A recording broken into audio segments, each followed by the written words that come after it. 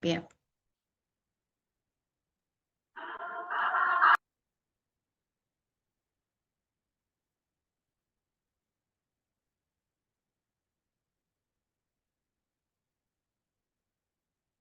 Bien, como les decía, profes, estas jornadas es la continuación del módulo uno que han abordado la alfabetización, los conceptos previos, y tenían como trabajo final con el objetivo de problematizar y reflexionar también un poco en lo que es las dificultades que encuentran ustedes que están en territorio. eh, Y a través del análisis que hemos realizado de lo recepcionado hasta el día viernes, más o menos a grandes rasgos, estos son los porcentajes que hemos obtenido. El DNI de la Mariel. No, ya le puse. Ah, aclaración de Aclaración. A ver. Oye, ¿cómo se escuchaba la voz de los changuis? Ajá. Si podemos ir apagando los micrófonos, algunos los puedo apagar, otros no. Ahí está.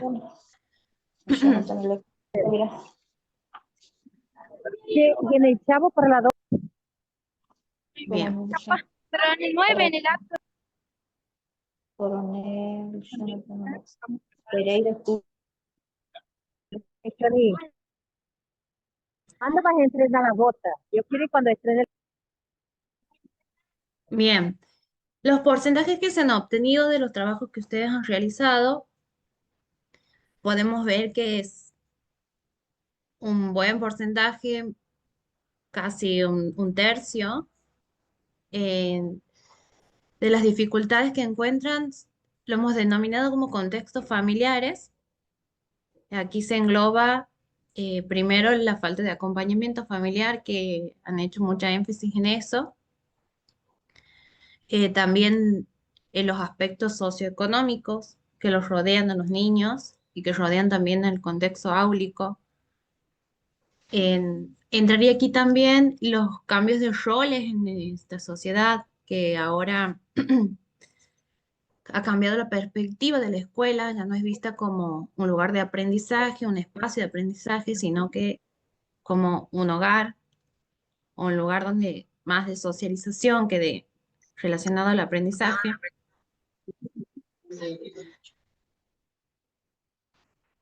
Eh, Aquí encontramos, bueno, mucho también de la mano de la falta de acompañamiento familiar, la gran variedad de los padres que tienen los niños, ya sea padres analfabetos, padres con poca inserción escolar. También entraría aquí lo emocional, que cómo afecta a los niños, el, cómo se forman sus familias también. Y todo esto influye en el aprendizaje, en el proceso alfabetizador del niño, porque sabemos que un niño que no tiene un buen acompañamiento familiar o no va a poseer un buen desarrollo del lenguaje. Y si no presenta un buen desarrollo del lenguaje en los primeros años de vida, le va a costar el desarrollo o el aprendizaje de la lectura en un principio y luego de la escritura, y así vamos acarreando problemáticas a lo largo de toda la escolaridad. Después, en un 15%, aparece la tecnología. Aquí hemos dividido en dos aspectos.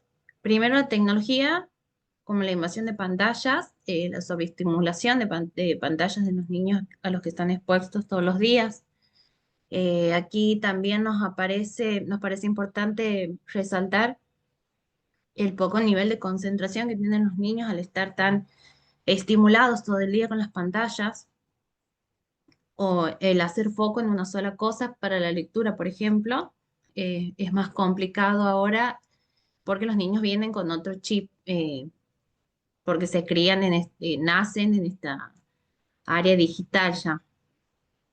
Y por otro lado, el aspecto relacionado como estamos en lo largo de toda la provincia, En el interior hemos visto informes donde resaltan que hay falta de acceso a Internet, falta de acceso a la información, no hay llegada de una conexión, no cuentan con, al contrario de del tipo de niños que decíamos primero, estos niños no cuentan con celular todo el tiempo y tampoco como un recurso en el aula. Son chicos que no usan la tecnología como obstáculo, sino como una herramienta de comunicación. Eh, Nos parece importante resaltar también esa ambivalencia por otro lado. Pueden focalizar quizá más en las tareas que un niño que está sobreestimulado por las pantallas. Después, un porcentaje, un 7%, eh, como la didáctica docente, quizás en los métodos y estrategias que han utilizado al tener este tipo de niños con estas características que veníamos hablando, eh, las estrategias que se usaban o se venían usando no son suficientes o no abordan las problemáticas que se presentan en la actualidad. Un 5% la capacitación docente, la falta de capacitación docente. Sabemos que ahora, o desde el programa, estamos intentando volver a brindar este servicio, ¿sí? La oportunidad de poder seguir capacitándose, de volver a refrescar lo que ya se ha visto en la formación. Y después aparecen otros factores, ya sea como las inasistencias de los niños, el- la poca predisposición también de los niños. También nos decían de el que no se podían mantener, son niños sobreestimulados, no se puede mantener un orden en el aula, no se puede realizar tampoco una lectura modelo, por ejemplo. Son 30 chicos, cada uno con una diversidad, y se vuelve, ahí es un factor importante dentro del aula porque está dificultando el proceso de aprendizaje de los demás. Estos son los datos que hemos tomado de sus respuestas, de sus informes, que hemos ido leyendo, lo que hemos recepcionado hasta el día viernes. Comenzando después con lo que sería el módulo 2 de la jornada del camino de la alfabetización. Hoy nos vamos a abocar en lo que es la lectura y sus habilidades. Sabemos que la lectura nos atraviesa en la vida cotidiana, leemos todo el tiempo, lo hacemos de manera inconsciente, porque ya tenemos incorporada esta habilidad de la lectura, pero la tenemos naturalizada y no nos damos cuenta o no recordamos cómo ha sido nuestro proceso para aprender a leer. Eh, Nos olvidamos de lo complejo que es aprender a leer y lo complejo que es enseñar a leer, ya que es una actividad que modifica el cerebro del ser humano. Sabemos que el cerebro del ser humano no está diseñado naturalmente para leer, sino que no es una habilidad innata, sino es que se van reciclando partes del cerebro que antes se utilizaban para otras cosas, las vamos usando para aprender, para crear nuestra caja de letras como veían en el módulo anterior. Cambian una parte de nuestro cerebro, eh, se crea una región especializada ubicada en la zona temporo-occipital izquierda, dedicada al procesamiento de estas palabras, lo que llamamos la caja de letras.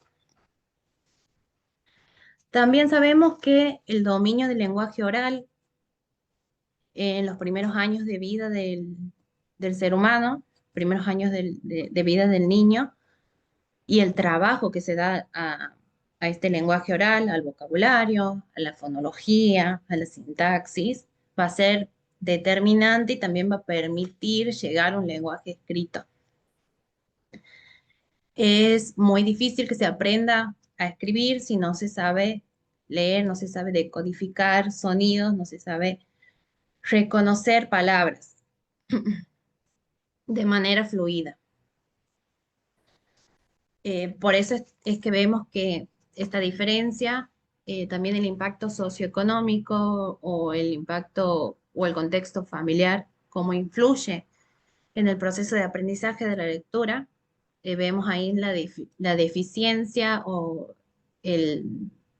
la necesidad de equilibrar a aquellos niños que traen un contexto, un contacto con la lectura escaso, limitado, con aquellos que sí tienen un buen desarrollo, un buen manejo del lenguaje oral previo a la primera instancia de escolarización primaria. Eh, Habían trabajado el modelo de la cuerda, donde podíamos ver aquellas habilidades que se necesitan, que tenemos previas a aprender a leer y aquellas que se necesitan desarrollar para poder convertirse en un lector competente. La ciencia de la lectura, se habla de ciencia de la lectura y no se habla de un método, y no se habla de estrategias, sino de una investigación, un conjunto de investigaciones eh, con evidencia científica que se basan en o se dedican a estudiar los diferentes métodos, cuáles son más eficientes, cuáles son más prácticos y cuáles ayudan a llegar a un lector competente. Aquí podemos ver una primera definición de la ciencia de la lectura. Es un vasto conjunto interdisciplinario de investigaciones con bases científicas sobre la lectura y las cuestiones relacionadas con la lectura y la escritura. Se ha llevado a cabo durante las últimas 5 décadas en todo el mundo y deriva de miles de estudios realizados en múltiples idiomas. La ciencia de la lectura ha dado como resultado pruebas irrefutables que indican cómo se desarrolla una lectura y escritura competente, por qué algunos estudiantes tienen dificultades y cómo podemos evaluar y enseñar de forma más eficaz. Por lo tanto, mejorar los resultados de los estudiantes mediante la prevención y la intervención para evitar dificultades de la lectura. Así llegamos, junto con el modelo de la cuerda, tenemos otro modelo, el modelo de visión simple de la lectura, que consiste en la comprensión de la lectura. No es simplemente la suma de habilidades, sino que es el producto de dos componentes clave.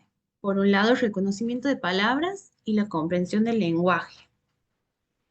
El reconocimiento de palabras, es decir, el reconocimiento de sonidos, la identificación de sonidos. Es la automatización de esta asociación entre fonemas y morfemas, o letras y sonidos, que permite que llegar a un reconocimiento de palabras significaría que identifiquen con precisión y fluidez las palabras. Y por otro lado, la comprensión del lenguaje. No mueve nada. Ahí está. Y por otro lado, la comprensión del lenguaje, que abarca todo lo que es los conocimientos del mundo y el vocabulario eh, que tiene el niño antes de la primera escolarización. Es la capacidad de interpretar los mensajes del lenguaje hablado. Eh, Teniendo la combinación de estos dos componentes, se llegaría a un lector competente, a una comprensión de la lectura. Y sin embargo, el desequilibrio de alguno de estos componentes va a traer como consecuencia una afectación en la comprensión.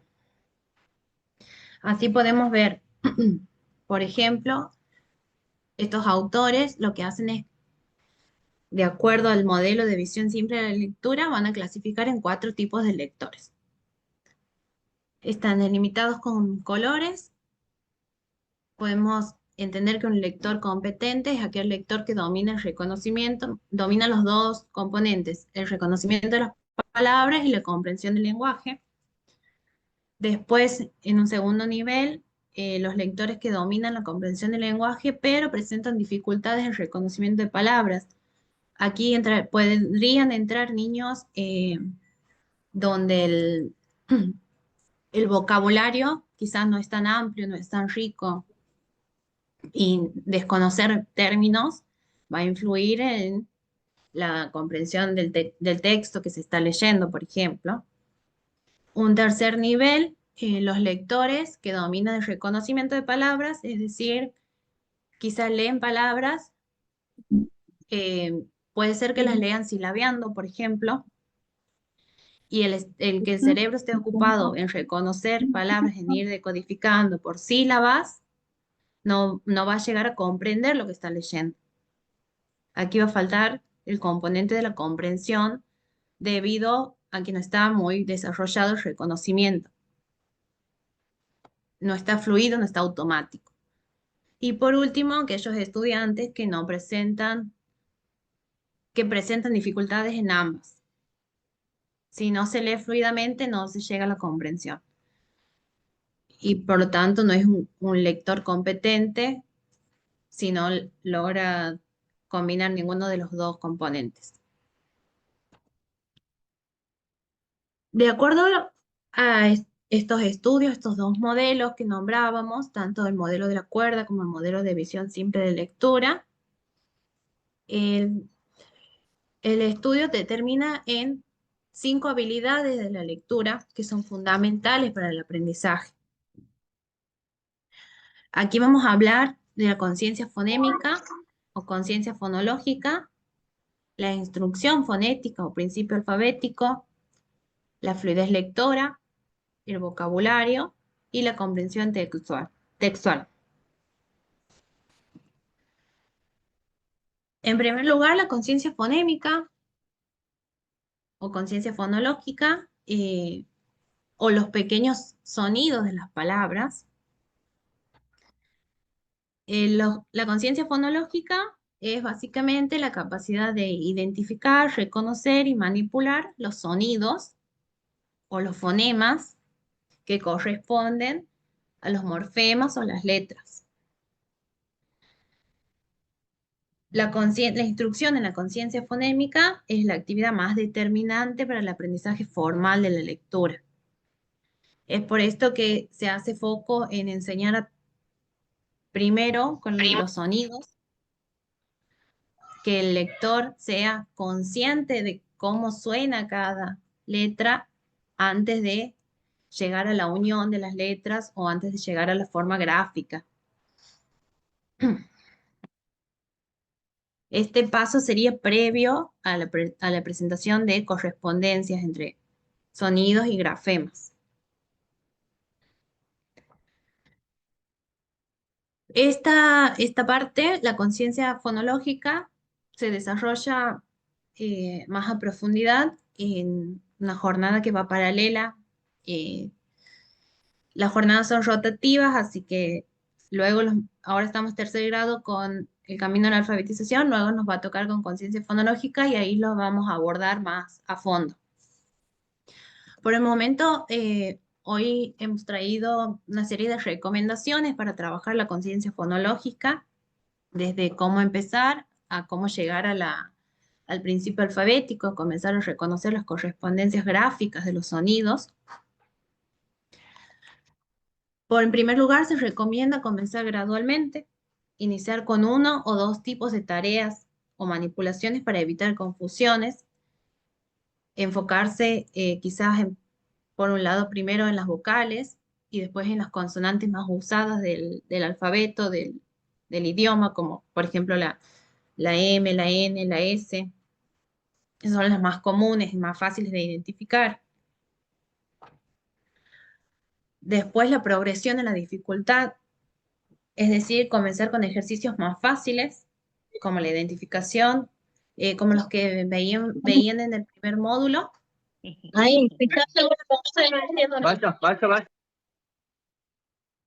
Como los que se veían en el primer módulo, series de estrategias que ha presentado mi compañero.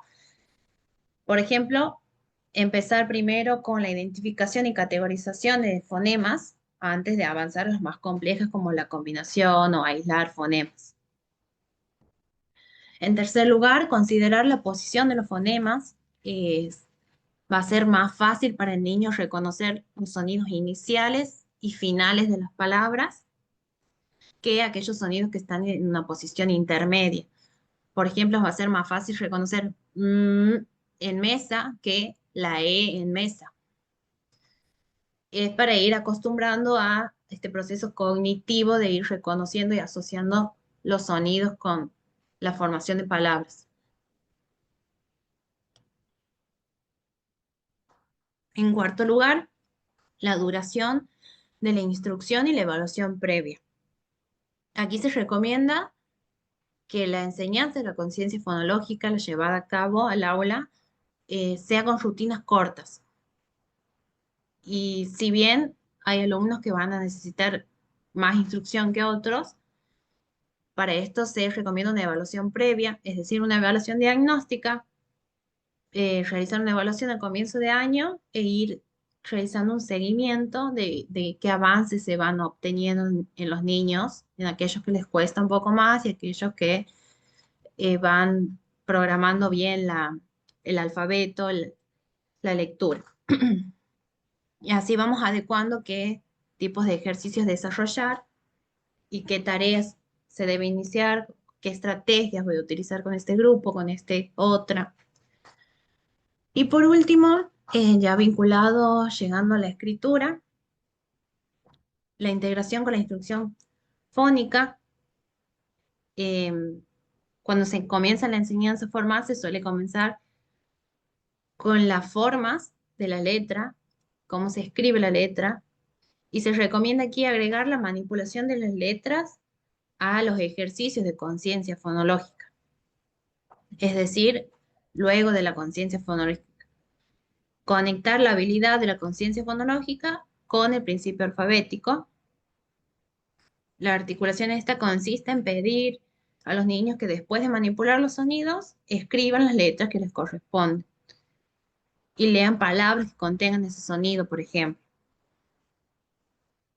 Nuestro idioma es un sistema alfabético transparente, es decir, que hay una relación unívoca entre los sonidos y las letras. Por eso es más fácil reconocer comenzar con los sonidos y luego avanzar hacia el reconocimiento de los grafemas.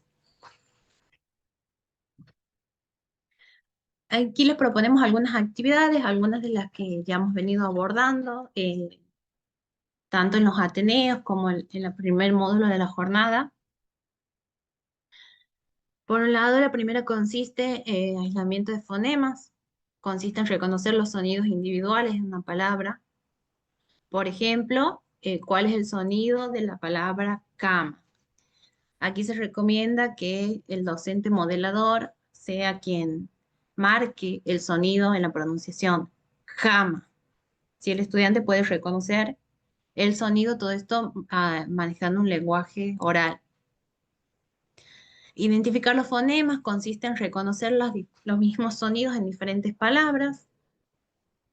Por ejemplo, ¿qué sonidos igualen taza, tamal y tina? El primer sonido es T. La categorización de fonemas. Los niños reconocen la palabra en un conjunto de 3 o 4 palabras que tienen un sonido diferente, que sería buscar cuál es el que no comparte. Por ejemplo, ¿qué palabra no pertenece? Autobús, elefante, azul. Mi hija, Aquí sería la palabra ¿qué elefante querés vos? no va a presentar, no comienza con A como las anteriores. Combinación de fonemas, los niños escuchan la secuencia de fonemas por separado y luego combinan los fonemas para formar una palabra. Aquí sería presentar los sonidos aislados unos de otros y lograr que el niño haga esta unión y forme la palabra, ya que nosotros cuando hablamos, no hablamos marcando los sonidos, sino que hablamos ya con la palabra entera, realizada. Por ejemplo, no decimos no decimos o a, decimos foca. Y puede ser un poco controversial y complicado para el niño poder reconocer los sonidos que forman la palabra si le decimos sin pronunciarla, sin marcarla tanto. Segmentación de fonemas. Los niños dividen una palabra en sonidos separados y dicen cada sonido mientras lo escuchan. Aquí serían ir contando cuántos sonidos tiene la palabra pelota, por ejemplo. Y los niños tienen que ir separando los sonidos y contar. Sería la contraria o un paso más que la actividad anterior. Eliminación de fonemas. Los niños reconocen la palabra que queda cuando se elimina un fonema. Aquí ya estamos a un nivel más avanzado, cuando ya manejamos bien el reconocimiento de sonidos. Por ejemplo, ¿cómo queda la palabra sopa sin el sonido s? Queda opa. Por ejemplo, pato, si le saco p, ato. Que los niños sepan reconocer cómo queda si voy eliminando sonidos. Adición de sonidos, lo contrario a lo anterior. Los niños forman una nueva palabra agregando un fonema, una palabra ya existente. Por ejemplo, si agrego s al comienzo de amar, ¿cómo quedaría? Que puedan ir haciendo independientemente esta unión de sonidos hasta llegar a poder leerlos. La sustitución de fonemas consiste en cambiar un sonido por otro en una palabra. Aquí ya estamos en un nivel muy avanzado de conciencia, cuando ya el niño ya está manejando, manipulando y reconociendo los sonidos por sí solo. Si se cambia el sonido ts por p en la palabra tapa, ¿cómo queda? Por ejemplo, tenemos la palabra papa.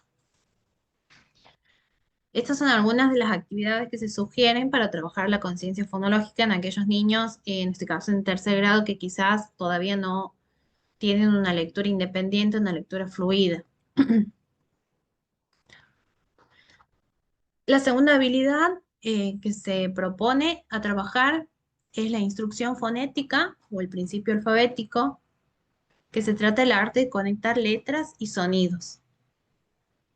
Es decir, enseñar de forma intencionada, se enfoca en enseñar de forma intencionada las conexiones entre las letras o morfemas y los sonidos o fonemas del lenguaje hablado. Estas prácticas de enseñanza que vamos a mostrarles, estas prácticas de enseñanza están avaladas por la evidencia científica que favorecen el desarrollo del principio alfabético.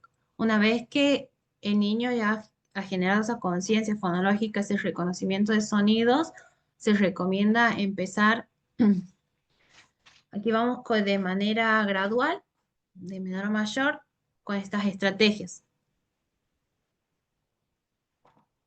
Una progresión racional, así lo denomina De Haan, que se trata básicamente de una secuencia de complejidad creciente, ir de menos a más, comenzar con aquellos sonidos frecuentes en el español, como son las vocales o las consonantes M, N y S, que los niños vayan reconociendo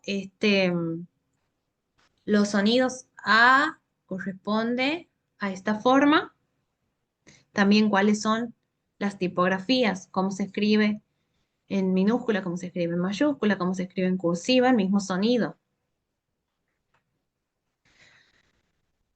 Introducir también fonemas con correspondencias regulares, donde una sola letra represente este sonido. Por ejemplo, aquí evitar, por ejemplo, la B larga de la B corta. Enfocarse en sonidos que se puedan alargar para que sea más fácil su identificación, como por ejemplo A, suelen ser los más fáciles de reconocer. Una segunda estrategia es enseñar las combinaciones de letras. Mostrar cómo una misma consonante se puede combinar con diferentes vocales y también cómo una misma vocal se puede combinar con diferentes consonantes. Por ejemplo, ma, me, iba cambiando, variando la pronunciación, también como la escritura. Y las consonantes, las vocales para diferentes consonantes, ma, la, ta, cómo va, que lleguen a esta conciencia de cómo va variando la pronunciación y el sonido de cada combinación. La movilidad de letras y cambios de pronunciación. Se trata de enseñar cómo el cambio del orden de las letras en cuanto a cómo se ubican cambia la pronunciación. Por ejemplo, no es lo mismo la que al. Y así con las diferentes consonantes y vocales.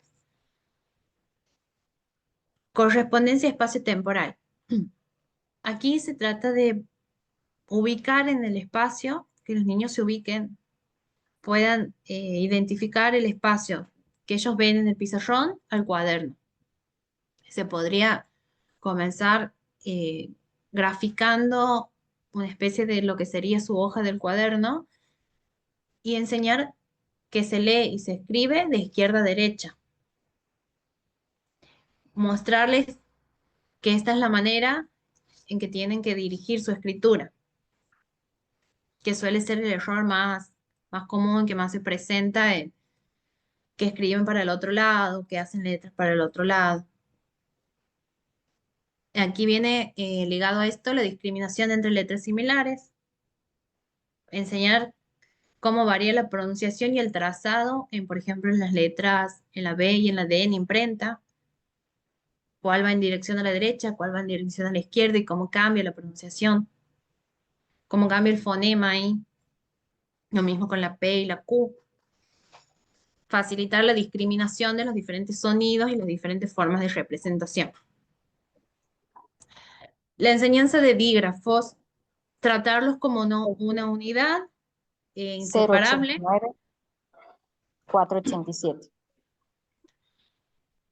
Eh, Rosales Blanca.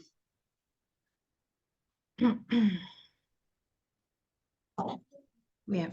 La enseñanza de dígrafos como una misma unidad que no se puede Chicos, separar. Dígrafos como la L, la Che. Creo que vamos a viajar, ¿no? Vamos a viajar el 17 de julio a las termas. Aquí ya te hemos hecho la falsificación. ¿Ah? Voy silenciando, pero a algunos puedo y a otros no. Sí. Bien. Ahí si tienen el micrófono prendido lo pueden apagar. 277. También enseñar la letra H 292. diferenciada, marcada con un color, resaltarla.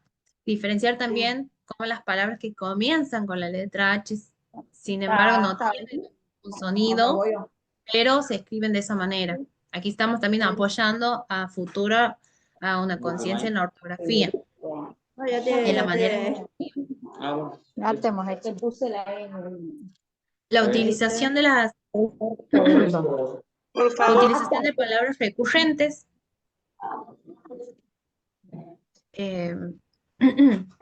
Usar fichas con las palabras más comunes que vamos a utilizar en el lenguaje áulico, como son los artículos, los pronombres, los verbos, los sustantivos.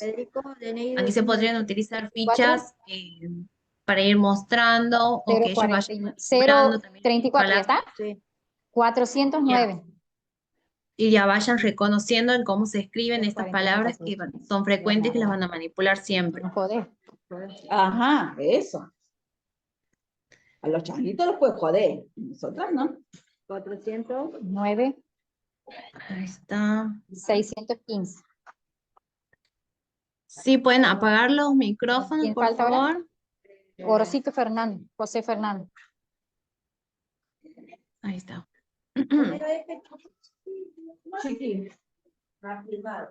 El abordaje de morfemas. Aquí se recomienda José utilizar Segundo F es la enseñar los Lore. prefijos y los Profesora, sí. no se puede seguir así la reunión si los micrófonos no se apagan, interrumpen mucho. Sí, yo voy silenciando los que puedo. Hay algunos que no sé por qué razón. A ver. Si pueden apagar los micrófonos del resto. si no los bloquea o Y algo. Profe, disculpe, buenas tardes. Es una falta de respeto que si estamos en una reunión. Ahí está. Ahí he podido. Bien.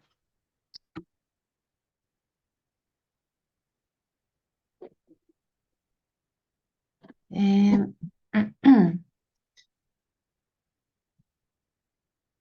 Seguimos. Habíamos quedado en el abordaje de morfemas.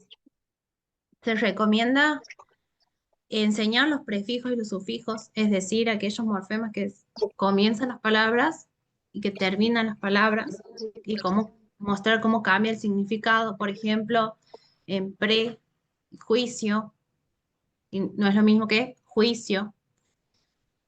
También la asociación en las actividades que se eligen para lectura y escritura, eh, utilizar aquellos textos que uso para la lectura, abordarlos también con la escritura. eh, por ejemplo, reconocer palabras que comiencen con algún sonido. Por último, una selección racional de ejemplos y ejercicios. Por ejemplo, elegir palabras con los fonemas que se están trabajando, que ya se han enseñado. Evitar aquellos fonemas que todavía no se han abordado o que quizás el niño todavía no conoce. Y también utilizar pseudopalabras, palabras inventadas, también con el mismo propósito, trabajar aquellos fonemas que sí se han abordado.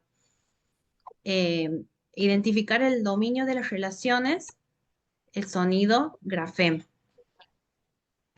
Aquí es importante diferenciar el nombre de la letra, su sonido, para evitar confusiones. No es lo mismo, o un error común que se suele presentar, es que el nombre de la letra P, pero P no suena P, suena cuando el niño va a escribir, por ejemplo, pie, va a escribir peye. Vamos a decir, comienza con P, va a escribir peye. Confusión ahí en el fonema y el grafema, cómo suena la letra y cómo se llama. La aplicación de estas prácticas de enseñanza, cuando en este comienzo, el principio alfabético, cuando comienza la relación entre las correspondencias de los fonemas, va a tener consecuencias a futuro, como por ejemplo en el manejo, en la escritura correcta de palabras y también en el manejo de la ortografía. Quizás es esto lo que está faltando cuando se ven grandes errores ortográficos. Ha faltado esto en la base, en la enseñanza de la lectura y la escritura. La tercera habilidad, y la que vamos a hacer foco aquí en tercer grado, es la fluidez lectora o el arte de leer sin esfuerzo. La fluidez lectora es la capacidad de leer con precisión, prosodia y velocidad. Es decir, con la expresión adecuada, con la precisión en las palabras y de manera continua. La fluidez lectora va de la mano y contribuye, ayuda a alcanzar a la comprensión lectora, ya que una lectura fluida desarrolla 3 eventos cognitivos básicos en el cerebro de los niños, básicos para la comprensión textual. Como por ejemplo, una correcta fluidez lectora va a contribuir a recordar la información que se ha leído. Un niño que esté ocupado en decodificar sílabas, que tenga una lectura silábica, no va a comprender lo que está leyendo porque el cerebro está ocupado en realizar una tarea y es difícil que se concentre en otra. Una correcta fluidez lectora también va a contribuir a volver a la información que se ha leído sin necesidad de una segunda lectura. Y también relacionar esta nueva información que acabo de leer con los conocimientos previos o conocimientos del mundo que ya tiene en su mente el niño. Estas 3 habilidades fundamentales para la fluidez lectora, bueno, son la precisión. La precisión es el reconocimiento rápido y preciso de las palabras. es decir, decodificar palabras sin omitir fonemas, sin cambiar sonidos, sin agregar fonemas, sin omitir palabras, sin la mala pronunciación de una palabra o cambiar sonidos en la palabra. Todo esto es importante en las evaluaciones que se van a realizar a los alumnos. Cuando un alumno lee una cantidad de palabras por minuto, pero en esa cantidad ha llegado a 80, en esa cantidad ha tenido 10 palabras mal pronunciadas, a ese 80 se le va a restar esos errores, esos 10. El número total alcanzado en un minuto va a ser 70. Una correcta precisión va a requerir de mucha práctica constante en la lectura. Bueno, A ver. la vida de Güemes. Martín Miguel de Güemes nació en 1785 en la provincia de Salta. Ahí está. Bien. La precisión necesita de mucha práctica. Se recomienda una exposición de 4 a 14 veces de nuevas palabras para llegar a una automatización independiente, un reconocimiento automático de las palabras. Sin embargo, la precisión por sí sola, poder reconocer, decodificar palabras rápidamente por sí sola no es suficiente para una fluidez lectora. Aquí aparece la prosodia, que es la capacidad de leer con una buena entonación o expresividad. La prosodia es fundamental también para comprender lo que estamos leyendo. Se trata de respetar los signos de puntuación, hacer las pausas en los puntos, las pausas en las comas, los signos de interrogación y de entonación. También hacer énfasis en los diálogos, por ejemplo, cuando hablamos de textos literarios.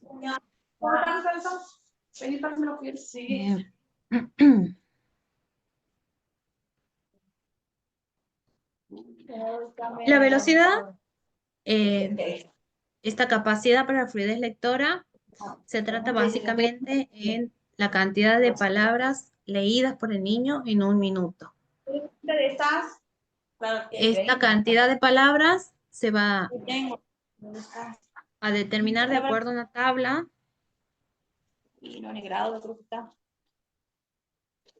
¿Lo puedes leer? No. Ahí está.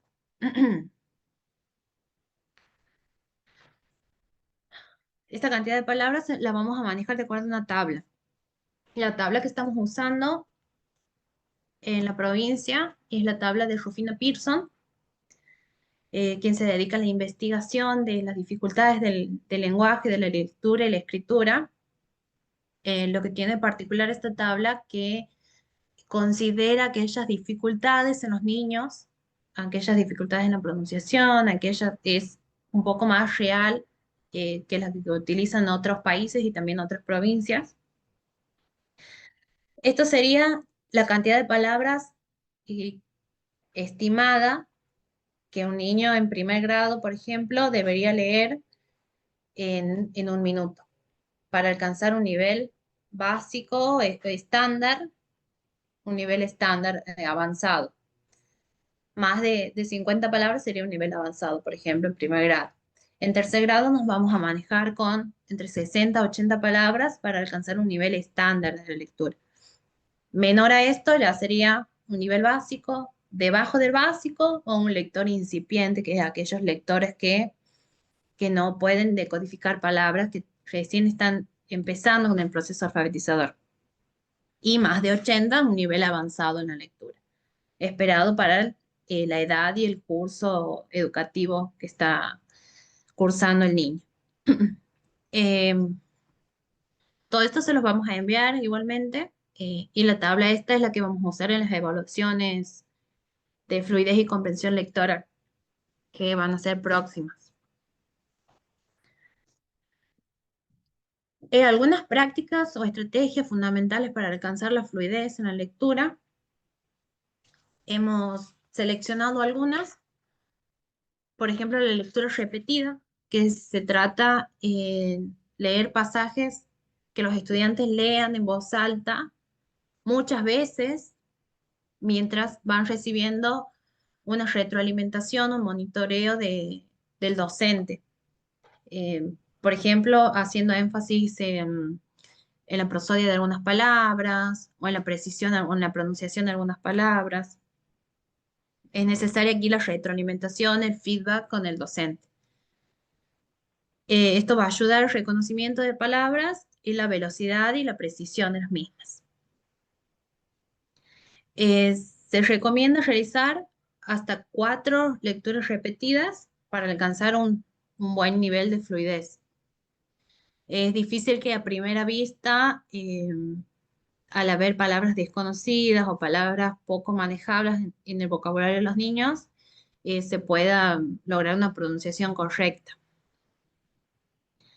También podemos utilizar aquí recursos de apoyo, que son la reproducción de audios de lecturas seleccionadas, por ejemplo, para que los niños tengan otro modelo, además de la voz del docente, otro modelo a seguir, a copiar en cuanto a lectura. Otra estrategia es la pausa, pista y ponderación. Esta se puede realizar un adulto, el docente, o en sí mismo una pareja de compañeros, donde haya un niño que tenga una lectura fluida, quizás uno que no tanto, o que le falta un poquito mejorar la pronunciación de algunas palabras, y que trabajen aquí en par. Uno supervise la lectura del otro y que vaya tirando pistas para donde deba, haciendo señas, haciendo algún ruidito en la mesa, por ejemplo, o tocándole el hombro, cada vez que tiene algún error en la pronunciación de alguna palabra, generar esta pausa, esta corrección. Quizás puede comenzar con la pronunciación de la palabra y el niño que se le dificulta terminarla, para enfatizar el error y llegar a través de la repetición, también el parar a pensar dónde está el error para poder mejorarlo.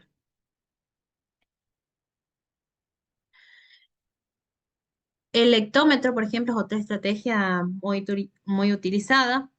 Eh, Esta básicamente es registrar la cantidad de palabras leídas en un minuto. Aquí se puede utilizar algo más lúdico, destinarlo como un juego, incentivar a la competencia, no entre pares, sino entre uno mismo, que cada alumno vea, esta semana ha llegado a leer 80 palabras, a ver la semana que viene cuántas llega a leer en un minuto.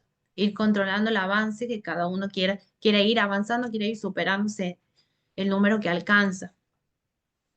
Siempre aquí se valora la velocidad, pero también cuidando las demás habilidades, como son la prosodia y la precisión. Es necesario aquí si bien se podrían medir entre pares, un compañerito que mida a otro, pero también en una primera instancia lo ideal sería que lo haga el docente. Más que nada para ir reconociendo los errores estos en precisión, en la prosodia y demás. Y reconociendo y ir haciendo salvedad también al niño. La lectura coral.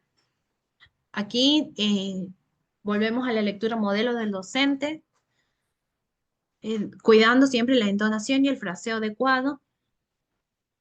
Esta actividad hace énfasis en la prosodia.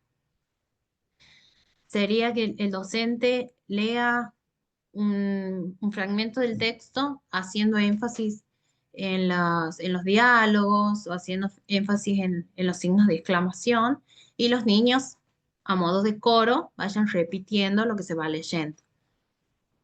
Y así van generando este hábito de la lectura, marcando la prosodia.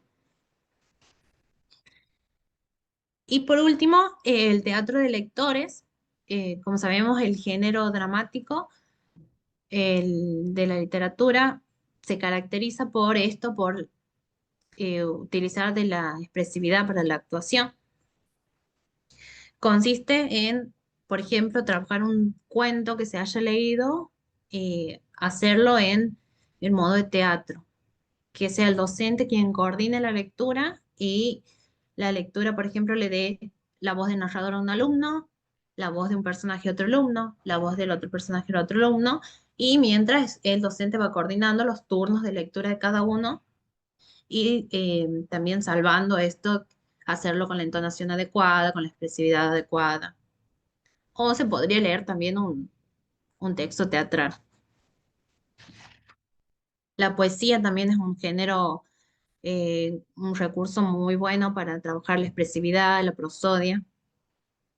Obviamente una correcta lectura de los textos poéticos. La cuarta habilidad de la lectura es el vocabulario.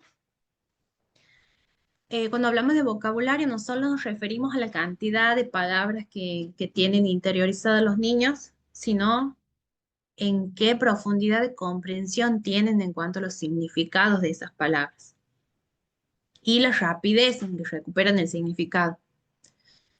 Sin embargo, la enseñanza explícita de vocabulario es crucial. Es necesario que se planifique, que se revise qué palabras nuevas, qué vocabulario se va a enseñar a los niños.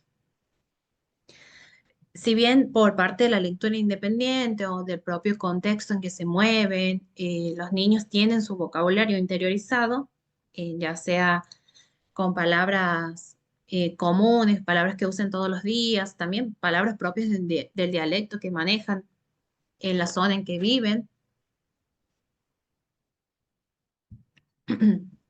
Sin embargo, quizás no son las que se usan en el ámbito educativo y por eso van a ser más desconocidas las palabras que se encuentran al momento de una lectura. En cuanto a la enseñanza de estas palabras, se recomienda considerar 3 niveles de palabras a enseñar a los niños. Aquí diferenciamos en un nivel 1 aquellas palabras frecuentes que ya forman parte del vocabulario del niño, que son de uso cotidiano, que son fácil reconocimiento, son palabras cortas, palabras que utilizan en el día a día. En un nivel 2, las palabras que son frecuentes, pero que no hacen parte del vocabulario del niño, sino que son un poco más del ámbito educativo, del ámbito académico. Son palabras que quizás se van a encontrar en un texto y no hablando con un compañero. Pueden ser como el caso de los adjetivos, de algunos sustantivos. Y un nivel 3, que son aquellas palabras de baja frecuencia, que es muy poco probable que los niños la utilicen en su lenguaje oral diario, que suelen ser los tecnicismos o propios del ámbito académico también, o propios de las ciencias, de los textos científicos, textos explicativos, expositivos, suelen tener este tipo de lenguaje. Y lo que se recomienda hacer en cuanto a estos 3 tipos de palabras, 3 niveles de palabras, es enfocarse en la enseñanza del nivel 2 de las palabras. Enfocarse, digamos, en cuanto que son importantes para llegar a la comprensión del texto.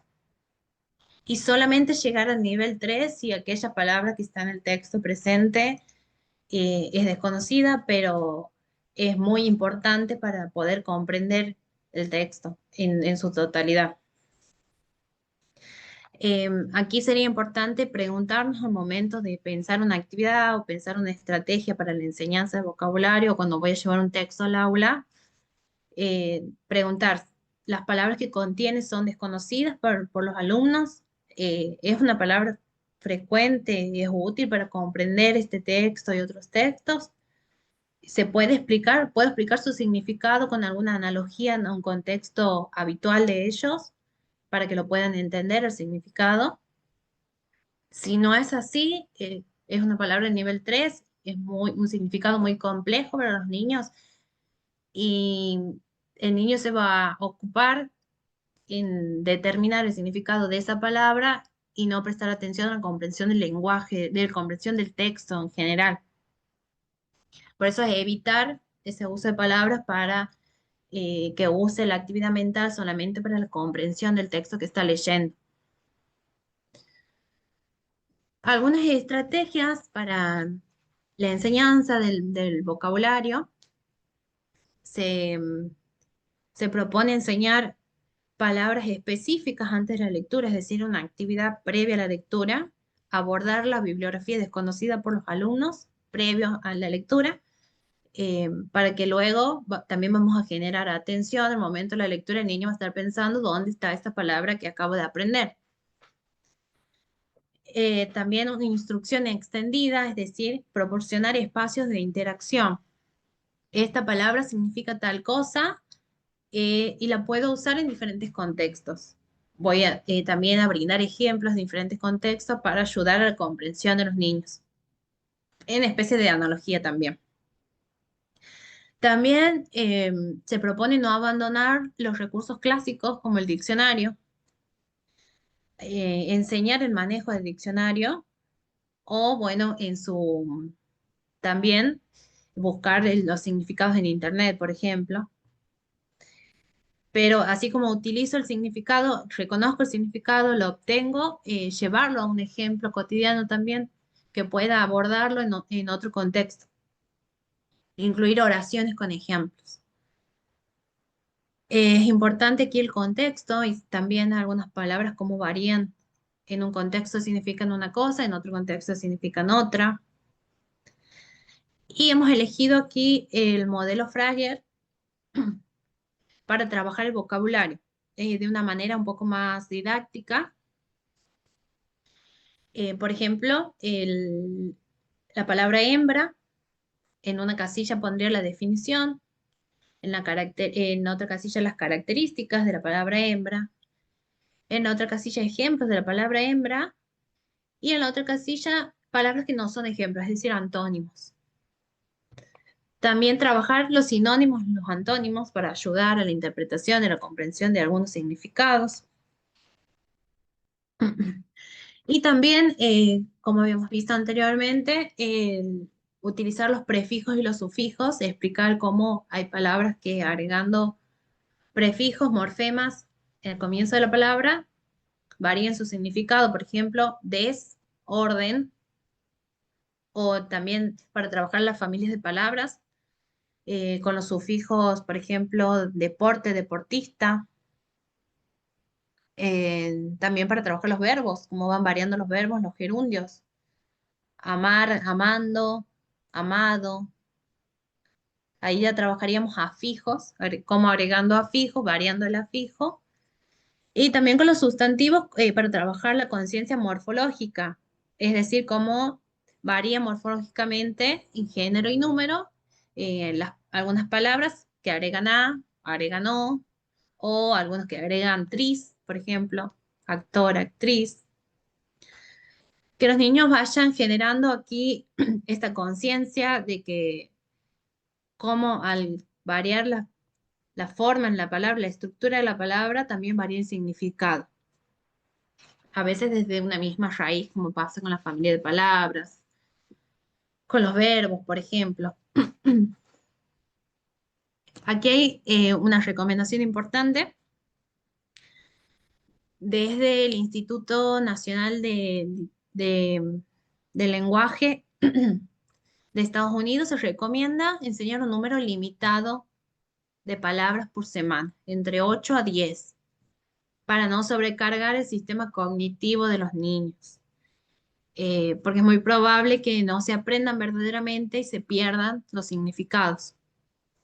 Por esto es que es esencial planificar, eh, prever aquellas actividades que se vayan a llevar a cabo para trabajar el vocabulario, priorizando siempre aquellas de nivel 2, eh, que son conocidas por los alumnos o de más fácil comprensión.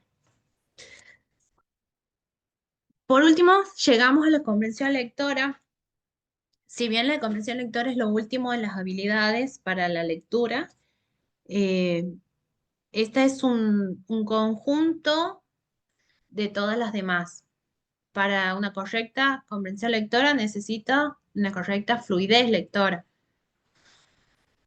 Necesito de un vocabulario amplio, de un manejo del vocabulario del niño, de un conocimiento del mundo del niño también amplio, y así como de la correcta pronunciación de sonidos.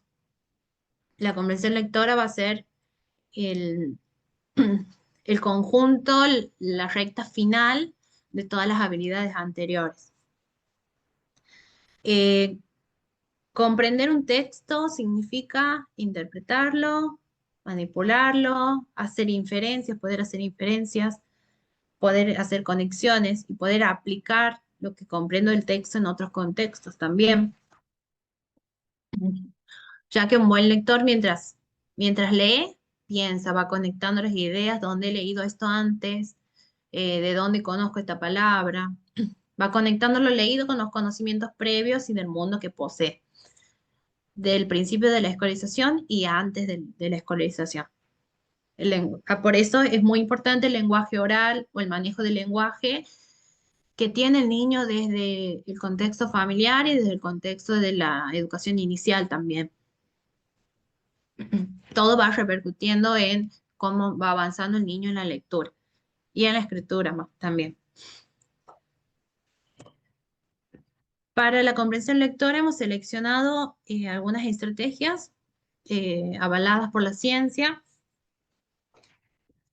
de la lectura, por ejemplo, el monitoreo de la comprensión, es decir, que los estudiantes identifiquen qué parten del párrafo, qué párrafos no entienden, dónde tienen las dificultades para poder buscar cómo se solucionaría. Aquí con el monitoreo del docente, vería cuál es la idea del párrafo que es la más compleja, va a releer, va a parafrasear con sus palabras aquello que no entiende y o buscar información del texto para recuperar información anterior para poder resolver el significado de esa dificultad.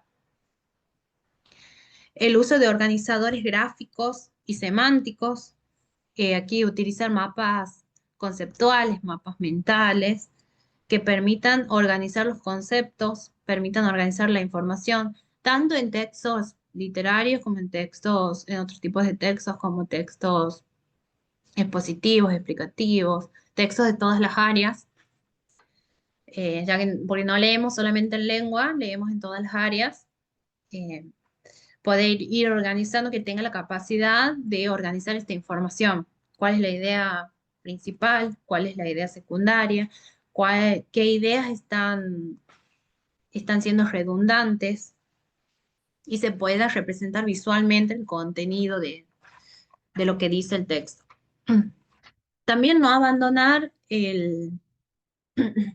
también no abandonar las preguntas, las actividades tradicionales, las preguntas de comprensión, pero no solamente limitarnos a la comprensión literal del texto, sino también realizar preguntas inferenciales, que el niño pueda salir un poco de lo que dice escrito, sino interpretar lo que no se dice, lo que está implícito, y preguntas críticas donde se busque la argumentación del niño, una opinión subjetiva de quizá, por ejemplo, ¿qué hubieras hecho en lugar del personaje? Llegar ahí a un nivel de comprensión un poco más avanzado. Quizá en aquellos niños que presentan dificultades, este tipo de preguntas críticas sea un poco más complejo. Trabajar también la estructura del texto, tanto la estructura narrativa en textos literarios, como por ejemplo discriminar, se podría ahí armar por parte del docente, por ejemplo, un cuadro donde el niño deba completar los personajes, el espacio, cómo es el tiempo, y también en otros tipos de textos, como por ejemplo, cuáles son los eventos iniciales, cuáles son las reacciones, cómo se desarrollan las acciones, cuál es el resultado de estas acciones, cuál es el conflicto. Así que se vaya construyendo esta estructura narrativa. También fomentar la utilización de resúmenes, que el niño pueda argumentar con sus palabras un breve resumen de lo que acaba de leer, contar con sus palabras lo que acaba de leer. Aquí para esta actividad va a eliminar aquella información redundante, se va a centrar en las ideas principales y vamos a llegar a un buen nivel de comprensión. También se podría trabajar con los paratextos eh, como apoyo para la comprensión de la lectura, como por ejemplo las imágenes, los dibujos que acompañan el texto, o también con el título del texto, con preguntas como por ejemplo, ¿qué relación tiene el título del texto con la historia, con lo que ha sucedido? También se llega ahí a una comprensión literal del texto y un poco inferencial porque es algo que nos está diciendo.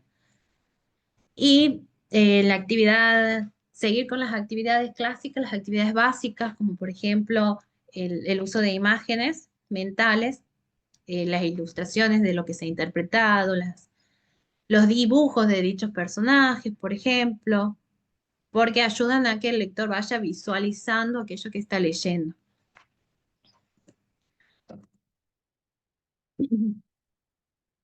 Por último, para terminar con comprensión lectora, sabemos que, bueno, que surge de todas las habilidades, por esto es importante la enseñanza explícita de cada una de las habilidades y el desarrollo de cada una, un trabajo minucioso en cada una de las habilidades para poder llegar a una correcta comprensión lectora sin dificultades. Eh, Va a ayudar a los niños a generar un proceso de metacognición también, a trabajar la metacognición, todo el proceso cognitivo de los niños con estrategias estas como la predicción, el resumen, como la formulación de preguntas, también que los niños puedan generar sus propias preguntas a través de la lectura, también es otra estrategia. Y por último, sabemos que la alfabetización es un derecho fundamental que posibilita el desarrollo social, va a paliar también, va a ayudar a la inserción de la pobreza, va a ayudar a un futuro, a una buena inserción laboral y la participación social, el bienestar y la salud de las personas. Sin embargo, bueno, sabemos que los contextos y la sociedad actual tomada por las pantallas, por las tecnologías, estamos hablando de niños que vienen con poco desarrollo del lenguaje oral y como vemos a través de avalado por la ciencia, tiene y también lo vemos en los resultados que hemos obtenido, que se han obtenido en las pruebas a aprender, por ejemplo, o vamos a ver ahora en las evaluaciones que se van a realizar. Eh, Vemos cómo que tengan un limitado uso del lenguaje oral en los primeros años de vida, cuando comienzan o en el nivel inicial y comienza la inserción a la educación primaria con un nivel muy bajo, va a ser determinante para el desarrollo de la lectura y de la escritura a futuro.